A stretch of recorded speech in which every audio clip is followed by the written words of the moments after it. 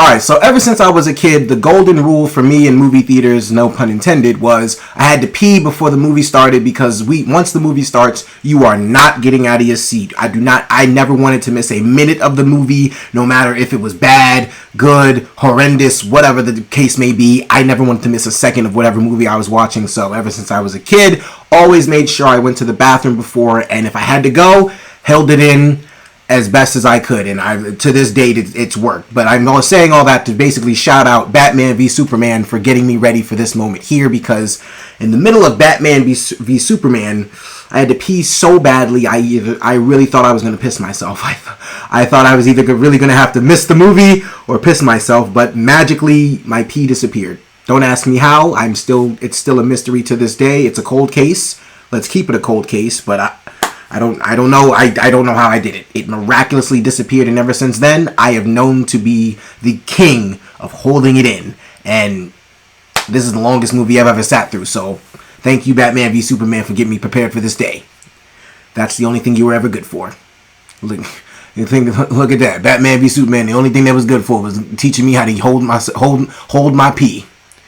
That shitty ass movie. It's okay. Look, this has nothing to do with that. This is Killers of the Flower Moon. Let's get into it.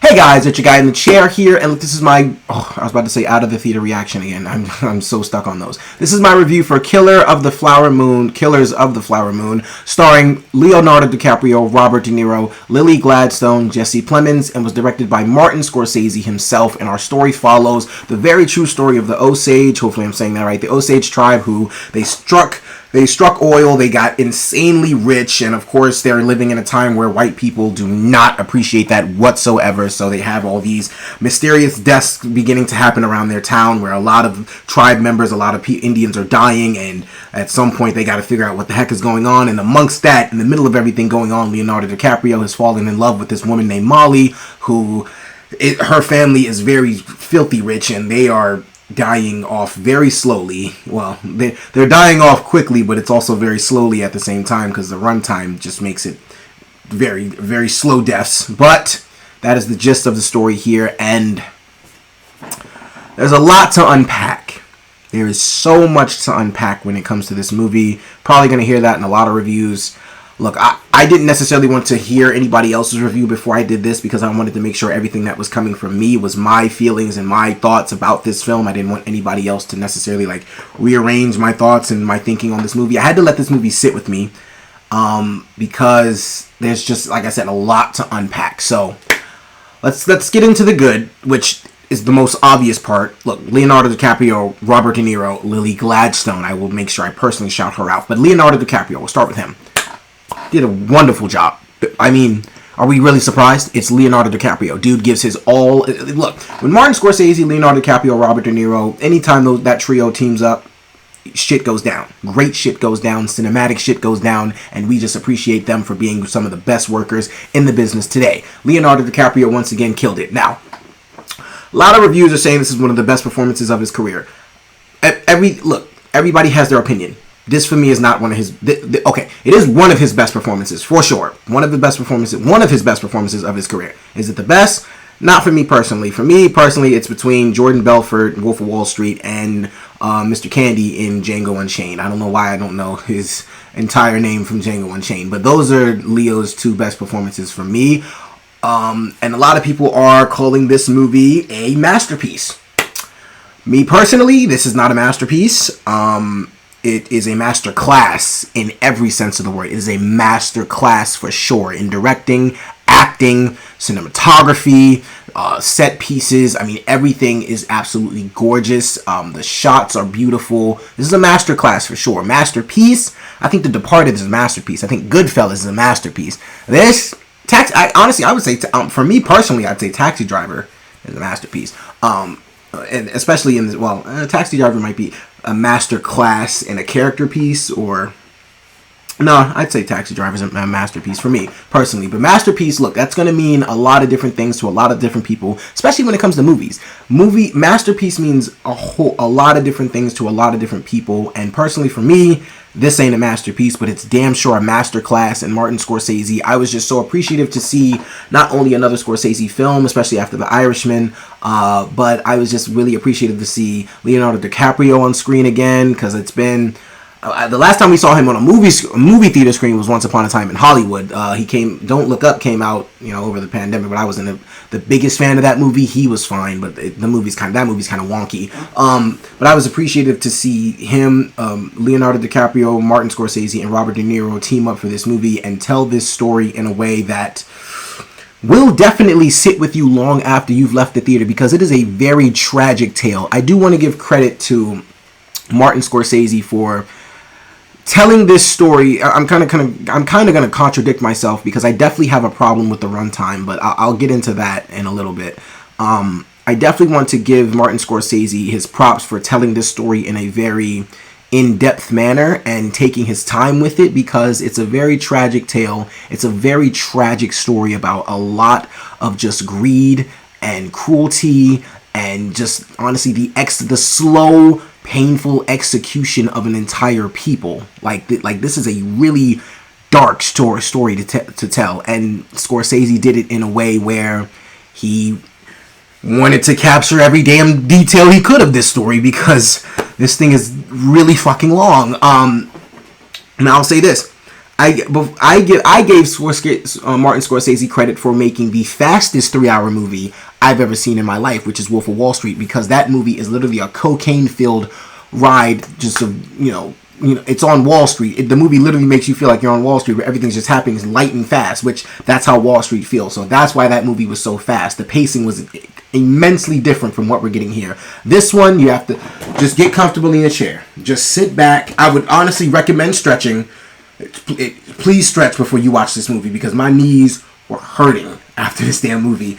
But you definitely want to take a sit back. You definitely want to take a sit back, if that's how you say it. Just sit back, get comfortable in your chair, because you're definitely going to have this story sit with you and resonate with you, and you're definitely going to have a lot. There's so many layers to this thing. I mean, like, it's an insane story, and I really appreciate the way Scorsese decided to tell it. Now, I'm going to contradict myself once I start talking about that runtime, but we'll get to that when we get to it. Now, Robert De Niro. Robert De Niro probably gave the best. It probably is going to win Best Supporting Actor for this role, because, my goodness, he killed it. I mean, again, it's Robert De Niro. Should you be very surprised? Not really, but he gave a much better performance than I thought. I knew it was going to be good. Did I know it was going to be that good? No. Robert De Niro was the best part of the movie for me. For me personally, Robert De Niro was the shining star throughout the entirety of the film. Leonardo DiCaprio killed it. But another shining star that I really, really loved in this movie was Lily Gladstone. I mean, she really had to capture an array of emotions. She had to really deal with being, like, betrayed, watching her family die. She, like, internal conflicts of, is the love of my life doing this? I don't feel safe in my home. Like I said, this story is so dark. It's so intense, and it's told in a way that, honestly, it won't put you to sleep. I don't think you should go. I wasn't tired at all watching this movie. I was worried about my friends, because you definitely start to feel that runtime probably almost like 2 hours into this thing, because it's like, it's a lot going on. Like I said, it's so much to take in. I know I'm definitely going to have to see this movie again to really get everything it was trying to tell me and really grasp everything. But after my first initial watch, I just wanted to, get off my chest that it's not a masterpiece, not to me at least. It's definitely, but it's a masterclass in every sense of the word. The performances by everyone in the film are amazing. A lot of people, well, not a lot of people, I'm sorry. I've seen people criticizing Brendan Fraser's performance. I did not mind his performance at all in this movie. It actually made me laugh. Honestly, there are quite a few characters in this movie. I'm not sure.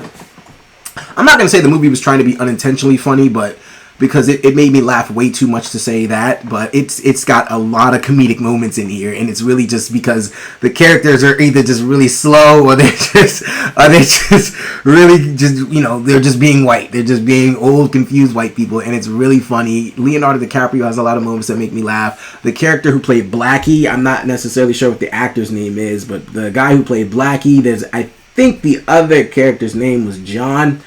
All of those characters, like, had me dying laughing the entire movie. Like, there are a plethora of moments where I was laughing, a lot of moments where I was just tensed up. There were other moments where I was just completely dialed into what the dialogue was in this movie. I was dialed into the performances, what was going on screen, and honestly, there's just so many array of emotions that all of these characters had to capture, because it's just a lot of corruption going on. It's a lot of just twisted darkness in this film. And De Niro, that's why I have to give so much credit to De Niro, because he captures it so well. He is such an evil bastard in this movie, and he does it to a great extent. He does it so well, and it's like, you hate him so much, you gotta love him. Or you might hate him so much, you really will hate him after this movie. Leonardo DiCaprio's character is just a moron. He's just being manipulated by his uncle the entire time, and he kills it. They both did a phenomenal job. Lily Gladstone, she is a rising star. I hope I see her in a lot more movies, because she was phenomenal in this movie. Now, honestly, I have to say this. I thought, by what the trailer was showing me, it was going to be a love story of some sort. I would not call this a love story whatsoever. It's definitely a drama. I cannot call this a love story. If you think so, we might have different definitions of what love is, but that is also a thing. A lot of people have different definitions of what love is, but I can't call this a love story. That's what I thought this was based off what the trailer was, but it's so much more in-depth than that. It's so much more than that. It's really a very tragic tale, and it's told very well. And like I said, I really feel like I'm going to start conflicting myself on a lot of these points, because the runtime did bother me. I don't necessarily think this movie is 3 hours and 35 minutes, and if I'm being real, that's minus the end credits, is probably 3 hours and 30 minutes. So it's long. It's longer than Oppenheimer. But the thing about it was, while I'm watching this movie, and that's the whole thing about pacing. Pacing can make some long movies feel a lot shorter than they were. They can make some short movies feel a lot longer than they were. Pacing matters. The pacing in this movie is a slow, drawn out, just continuous, steady beat. It's slow. It's taking its time to tell its story. It's peeling back the layers one at a time. It's not moving any faster than my arm is moving right now. It is literally taking its time. This was The Wolf of Wall Street. This was The Wolf of Wall Street. Oppenheimer even moved at a pace like this, because we have a mission to get to, and then after that we are dealing with the consequences of that mission and that mission's success. So I didn't necessarily want to sit there and just compare that, but like I couldn't help it, because they're both 3-hour movies, and this one is 30 minutes longer than Oppenheimer, and Oppenheimer did a very good job of making that 3 hours feel very compact. It did a very good job of making that 3 hours feel necessary. I don't think 3 hours and 30 minutes of this movie was necessary. I think we definitely could have cut out something somewhere. I'm not necessarily going to get into details as to where, because, you know, I would probably be getting into spoiler territory at that point, but it was just, I didn't think the movie needed to be that long. And it's not like I'm really sitting there it's not like I'm sitting there not appreciative of what's going on here. Like I said, I really appreciate Martin Scorsese taking his time. He took his sweet ass time to tell this damn story, but he took his time because it's one that is a very important story to history, and he's doing it in the best way he can. He's doing it in his Martin Scorsese way. The Irishman was long as hell, but the thing about The Irishman was I was able to pause that movie and go to the bathroom. I didn't have to go to the bathroom during this one, but The Irishman, for whatever reason, well, I think because I'm at home. Yeah, it's two completely different settings. I'm a little more comfortable at home. Well, I'm very comfortable in the movie theater, but at home you're just like so comfortable. You can pause it, go do your thing, come back, blah blah blah. But the runtime of this movie, I can't necessarily say was necessary. I don't think it needed to be that long. There are definitely, look, I'm pretty sure the general audience members literally probably are looking at that runtime and going, there's no way I'm sitting through a movie that long. And while there are a lot of people that are going to, go up in flames about stuff like that and be like, you don't appreciate cinema, I mean, they're not necessarily like completely wrong. I'm not, well, you may be a big appreciator of cinema, but like, come on, this is a Scorsese movie with Leonardo DiCaprio and Robert De Niro. I don't care if this movie was 4 hours. I was seeing it regardless. I have to. It's Martin Scorsese, Leonardo DiCaprio, Robert De Niro. I am a cinematic lover. I have to see that. But the runtime didn't necessarily need to be that long. And like I said, it was just the overall hype that this movie was getting. I was so ecstatic for this movie. Granted, the best movie I've seen this year is Spider-Man Across the Spider-Verse. And to me, that is a masterpiece. There's only two masterpieces that I've seen this year, or movies this year that I would personally call masterpieces. Spider-Man Across the Spider-Verse, which in my opinion is a perfect movie. John Campea, who's a guy that I admire a lot, he likes to say that there's no such thing as a perfect movie. I don't agree with that statement. Now, I literally just came to that conclusion this year, but that's because Spider-Man Across the Spider-Verse is the closest thing to a perfect movie I've ever seen in my life, and it's a perfect movie to me. And Oppenheimer. Oppenheimer I would consider a masterpiece. This movie I can't necessarily consider a masterpiece, but like I said, I would definitely call it a masterclass in every sense of the word, because Scorsese is doing a great job of telling this story. He's doing a great job of bringing the best performances out of all of these characters to be sure that every layer of this story that needs to be told in a certain way is told. He's doing a phenomenal job of just really capturing just gruesome emotion, especially from Leonardo DiCaprio towards the end of this film. Leonardo DiCaprio is doing a damn good job in this movie. He's killing it. He's doing a great job. I definitely want to see this movie again because I'm conflicted on a lot of things, because I'm trying to figure out, did Leonardo DiCaprio give one of the best, not one of the, because he gave one of the, but did he give the best performance of the year? I'm not so necessarily sure. I think I still might have Cillian Murphy in that category. But Robert De Niro, best supporting actor. Lily Gladstone, she's the best supporting actress. No, she's the best she needs a best actress, not supporting. Best actress. She needs a best actress nomination. She was amazing in the movie, and there are other characters that I feel like could get nominated just for. I don't know if the guy who played Blackie can get nominated, but if somehow, some way, Judd Hirsch got nominated for 5 minutes in the Fabelmans, and I absolutely adored his part in the Fabelmans. If Blackie in this movie could somehow get nominated, I would be so happy, because that dude was one of the best parts of this movie. I'm trying to find the actor's name, but I want to make sure I'm giving you guys the eye contact that, you guys deserve. But I really can't find the actor that played this guy. So, hopefully, please let me know in the comments what his name is. I'll probably find it after this video regardless. But Blackie, you were amazing. Look, overall, guys, Scorsese has done it again. And what I mean by that is he's made another magnificent film. He's pulled out some of the best performances that we've seen from DiCaprio and De Niro in a while. I love DiCaprio in Once Upon a Time in Hollywood. I did. But I haven't seen DiCaprio in a while, so it was very nice to see this performance. This is, like I said, one of his best performances that he's done. Is it better than Django or Wolf of Wall Street? Not personally to me, but it does hold up with the rest of them. It's better than The Revenant. And I really have kind of a vendetta against The Revenant, only because I feel like Leonardo should have won before that. He should have won for Wolf of Wall Street, but he didn't. And they just, The Revenant finally came out, and they're just like, okay, yeah, you've been doing so much great work long enough here. Just you deserve the award finally. I thought this was a much better performance than The Revenant. The Revenant is cool. Pretty good movie, but this performance here, Leonardo definitely deserves to get nominated for it. De Niro, scene stealer, Jesse Plemons, my man.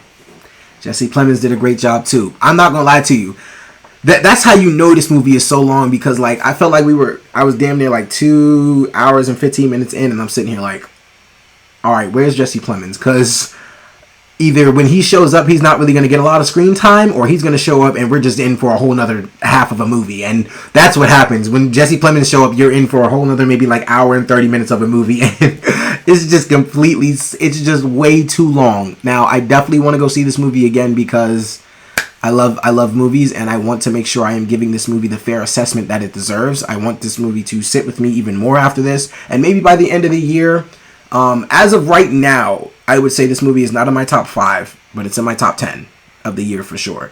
But I want to give this movie the fair assessment that it deserves, so I have to go see it again to see if it can make my top 5. But as of right now, it's in my top 10. Like I said, not a masterpiece to me. I respect everyone who is calling it a masterpiece. It's Scorsese. I'm not sure if him and De Niro came to your house and threatened you to say that, but hey, to each their own. But for me, it was a damn good movie, damn good story, damn good performances, and for all those reasons and so many more, guys, I'm going to give Killers of the Flower Moon a 4.25 out of 5 stars. One thing I do want to point out about this movie as far as the comedy aspect goes is my friend described it perfectly. He literally said all the comedy scenes in this movie, or all the scenes that made us laugh at least, is like the Django Unchained raid scene just extended. You know, the one where they're literally like, damn, can't see fucking shit out of these things. Who made these bags? Willard's wife. Well, make your own goddamn bags next time. Well, look, nobody's saying they don't appreciate what Jenny's done. Look, that scene is genius, but that is a perfect description of all the comedy scenes in this movie. It's literally that just dragged out, and I loved every second of those. But look, that's my 2 cents on that. Look, guys, thank you so much for watching Killers of the Flower Moon. Have you seen it? What did you think about it? Did you think it was a masterpiece or a masterclass? Let me know in the comments below. Thank you so much for watching, guys. I really do appreciate it. Look, this is your guy in the chair. More content coming to you soon.